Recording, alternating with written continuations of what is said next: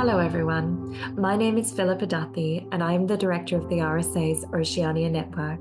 It's my great pleasure to welcome you to today's event. Before we begin, I would just like to acknowledge the traditional owners and custodians of the unceded lands from which I'm joining, the Gubbi Gubbi and Turrbal people, and to pay my respects to elders past, present and emerging. Today's event is part of the RSA's 2024 Fellows Festival and is a collaboration between RSA Oceania, the RSA Sustainability Network, and Idea Spies, an open innovation platform for clever ideas, new discoveries, and original thinkers. Today's discussion on the rights of nature is, we hope, the first in a longer series of events exploring our relationship with the living world and our role in the wider community of life. To explore this topic, we're extremely fortunate to be joined by our wonderful speakers, Dr. Michelle Maloney and Dr. Philippe Cullet.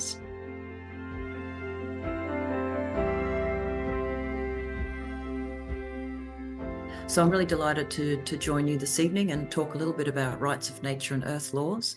But first, I would like to acknowledge that I live in a beautiful part of the world. The amazing photo that you can see is of the Glass House Mountains. And if I walk up the hill behind my house, I can look out over that view. It's a little bit further away. I'm not quite that close. But I would like to acknowledge the traditional owners of the lands on which I live, work and play. The Cubbi Cubbi and Jinnabara traditional custodians are recognised as the people who have always lived in this place since time immemorial. And it is a great tradition in Australia and in many other places that have been colonised by others to acknowledge the first peoples. And in the work we do in the Australian Earth Laws Alliance, or AILA, we work in deep solidarity with Indigenous friends and colleagues, exploring what earth laws means in a place like Australia. So first, my organisation is a small not-for-profit based in Australia. We're connected to lots of wonderful international friends and colleagues, including in the UK. I see a lot of folks on this call tonight from the UK. But we primarily work in Australia, and our interest is increasing the understanding and practical implementation of earth-centred governance. But we're really looking at how systems change can occur so that we're building a really different future and a different way of looking at our relationship with nature, with the rest of non-human nature. This image that is often done to death is a very handy one to remind people what many of us who are ecocentric humans are interested in, and it's shifting from law and economics and an education system, all of these underpinning structures of modern contemporary society that see human beings at the centre of all things, and shifting back to what most ancient peoples, including our own, knew and do know, that we're just one living being as part of this earth community. The difference with AILA is we're not just about sustainability or different aspects of individual practice. We're really interested in unpicking the legal, economic and participatory processes in Australia and how we might possibly make a difference by shifting that. Our core inspiration is from two areas of thought. One is the Western deep ecology, and Thomas Berry called himself a geologian. The ideas around earth jurisprudence, and if you're not familiar with those ideas, please let me know if down the track you'd like to know more.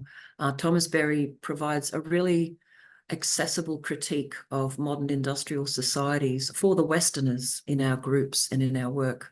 But in addition, as I said, because we're in Australia, we are profoundly impacted and I guess inspired by the deep cultural connections and law connections that Indigenous people have to this country.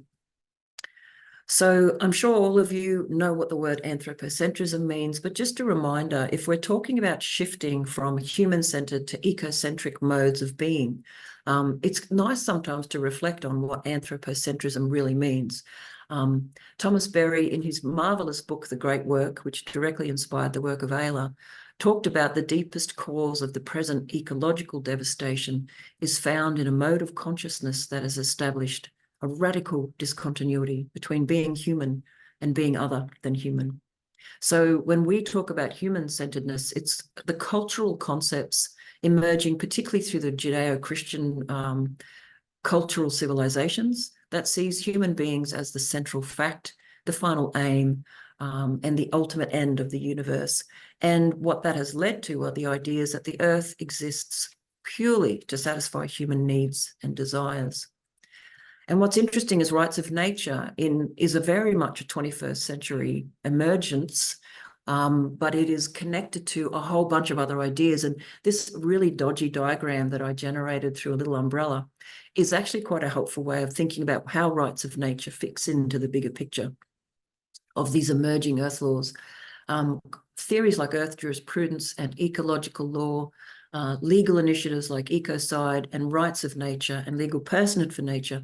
I see these as all together this remarkable emergence in Western law, trying to rethink what it means to see the living world as important and as just as important as we are. But on the other side here, these are the ancient laws of the first peoples of Australia and other places, the relationist ethos and other concepts that are not new, that are not 21st century, but are extremely relevant in the 21st century.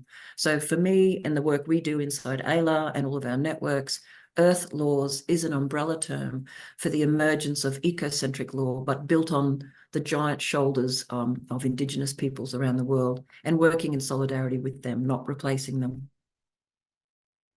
And then into rights of nature. For those of you who know a bit about rights of nature, you may have been watching over the last, it's about 12 or 13 years since we saw the emergence of a whole range of different kinds of laws and mechanisms.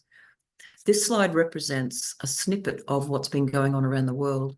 We have the rights of nature came into the Constitution of Ecuador in 2008 and actually recognized that all of nature within this jurisdiction has a right to exist, thrive, and evolve. So this rights of nature emerged very early on in the Constitution across the whole of the country. And this has been a very interesting foundation for people looking to rights of nature movements. But some of the work in Ecuador was actually in turn influenced by work going on in the US just before their constitutional change, where communities in the US that were driven to desperate measures, facing extreme environmental harm, were declaring that they had the right to protect their local ecosystems in their local communities. And wonderful pioneers like Mari Margle and Thomas Lindsay from the US played a role. They were invited to come and talk to elders and others in Ecuador building the new constitution. The big leap forward then was in 2017. We saw in New Zealand a remarkable development where the Whanganui River, and there's a long story behind it, but it was recognised as having legal personhood rights. And in discussion, if we want to talk a bit more about that, then we can chat about it. And I've got a couple more slides just to remind us what rights of nature is about and why it's been emerging in different ways in different places. This is more to give you examples of a whole of constitutional response to rights of nature, whereas here in New Zealand, there's a river and a forest and a mountain. And then rivers have really taken the imagination of people, and there's more laws recognising the rights of rivers than really any other space at the moment. But there are these other wonderful examples of recognising the rights of an ancient food source, a very sacred thing, the wild rice, the Ojibwe people in the USA. So rights of nature is emerging in lots of different ways for lots of different people. And Philippe, I hope I'm going okay for time. A couple more minutes, is that all right? Yeah, that's fine. Oh, good. I feel like I'm only just getting into it after introducing things. But so what are rights of nature laws? Rights of nature as a spearhead concept is really a lot of different things. It's shaping people's discourse about our relationship with the living world. It challenges anthropocentrism, as I said. But when we come to law, really rights of nature laws are trying to do a very particular thing. They're trying to change the legal status of nature from just being private property or public property to being recognised as rights-bearing entities of their own. And I'll give a few examples in a moment that will hopefully make that more clear in our minds, why this is profound and deeply challenging at its heart to modern industrial capitalism, which really relies on creating private property that can be bought and sold as the essence and the foundation really of a lot of modern society. Why have rights of nature laws emerged? Why in this last 20 years has this become a thing? I'm sure many of you know that people are so concerned about the ecological crisis, not just climate change, but profound impacts that humanity has had on the earth, the awareness of the destruction of industrialized processes. And all of this has brought forth this call by people for a new governance paradigm, a new way of understanding who we are as human beings, that we should bring humility back into our way of thinking and connectedness back into the way of doing what we do as human beings across this planet. In the early days, not so much now, but in the early days when we used to talk about rights of nature, people would always say, but aren't environmental laws enough? And I give whole lectures on why environmental law is awesome, but also has limitations. I will summarize it in these 3 points. If you think about the age of private property law, which is hundreds and hundreds of years old in the British legal system, versus environmental law, which is the poor cousin and appeared in the 1970s, a lot of people argue that existing environmental law has done very good things, but it's not able to get to the roots of the sort of capitalist, expansionist, extractivist mode of humanity. We're not sure if rights of nature will help either, but it's certainly pushing in a different direction. And there's also a lot of critiques about the notion that environmental law belongs to governments. It's state-centric. And we know for the last 30 years that many governments have been shedding their responsibilities for environmental care, those that they had. And rights of nature is deeply connected to civil society, stepping up and saying, this is our planet, these are our places, we want to be custodians. So where have rights of nature emerged? Back when AILA, my organisation, first formed up in 2011, 2012, rights of nature was only in Ecuador. And there was also some legislation in Bolivia, but it wasn't taking action. So it's been really fascinating watching this emergence of all these laws through the Americas, through lots of different systems in Colombia and Mexico City. Then New Zealand, as I said, was a big turning point. And now we have lots of countries and places around the world exploring rights of nature. And if we analyse rights of nature, what are the key questions? The things we like to make sure that people are aware of is, the things you've got to really ask is, well, who or what has rights? What rights does it have? Who can enforce them and how? And what impacts would these laws have? They're fundamental questions that will help people understand the different approaches to rights of nature and to see if it's making any difference compared to normal traditional environmental law. But so finally, I just wanted to say there are lots of different ways that rights of nature are being created. And I've got lots of wordy things, but I actually broke it down into a simple image of a tree because I like simple images. I'm a simple human. If you think about changing the legal status of nature, particularly in Western style laws, as the main focus of what rights of nature laws are about, and think about the big trunk of a tree is changing the legal status of nature.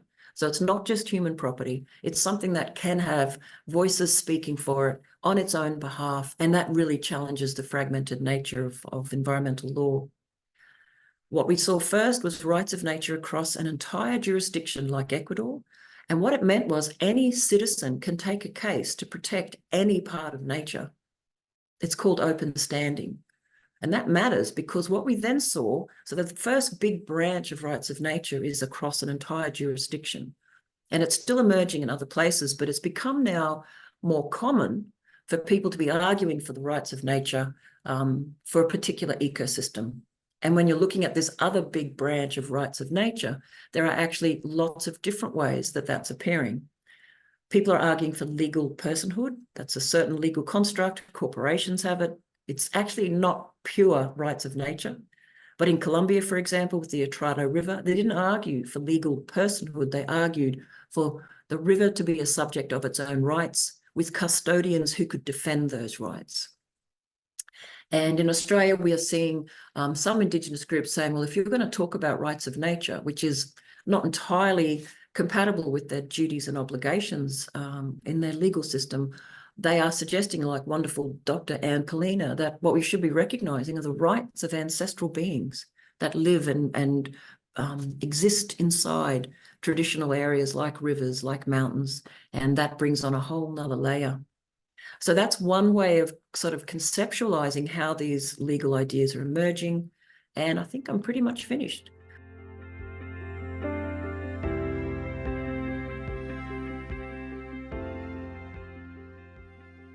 As an entry point, one of the things that we're having, and Michel has just talked a lot about the rights dimension of rights of nature. One of the things that we know is that, for instance, at the UN level, in terms of that global discourse, it's more framed in terms of harmony with nature. And that's because there's been some difficulties in getting the rights language in everyone's or in all policymakers' mind as something that's acceptable. Now, why is it that the rights language seems to make sense here, and why is it that it's been used widely? I guess is one of the things that maybe we want to discuss further. Clearly, we're talking about rights from an ecocentric perspective, but we are still talking about rights in the sense of human rights, as somewhere derived from human rights, because the human rights language has been seen as having some level of legitimacy and power, if not effectiveness, that may be different in practice, that other forms of discourses do not have. But by the very fact of using the rights language, we are still framing the rights of nature discourses in terms of something which is not completely away from the categories we know. And now that's a very important point, because there's been quite a lot of difficulties in getting everyone on board at the global level, at the UN level. It's still very much upcoming in a way. There's still quite a number of countries that seems to be uncomfortable with the language of rights of nature. And in that sense, it's mostly in the global north until now. And it's, given what Michel just said, it's somewhat strange or difficult to understand, because it uses a language which is very much the language of rights that policymakers, particularly in the global north, have been used to for many decades or centuries.